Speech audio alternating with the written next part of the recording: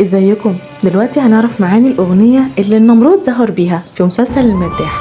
يلا بينا. بس قبل ما ابدا الفيديو يا ريت نعمل سبسكرايب للقناه ونفعل زر الجرس عشان يوصلكم اي جديد انا بعمله، ويا ريت لايك وتعليق محفز. يلا بينا على الفيديو. الليلة معناها ان الليله هيظهر النمرود. الضيف ضيافتنا الليلة، معناها ان النمرود ضيفنا الليله.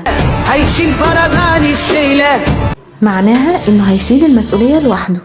العين سحب لك حيلة، معناها ان في العين سحبنا الكحل. الضيف ضيافتنا الليلة، هيشيل فرضان الشيلة، من العين سحب لك حيلة، ولا في جوهر ولا حيلة، معناها انه ما شافش اي حيله. ولا في عدلا للبيلة، معناها ان مفيش عدل للحاجات اللي بتحصل غلط. والليلة القوة هزيلة، معناها ان قوة النمرود هزيلة وضعيفة الليلة.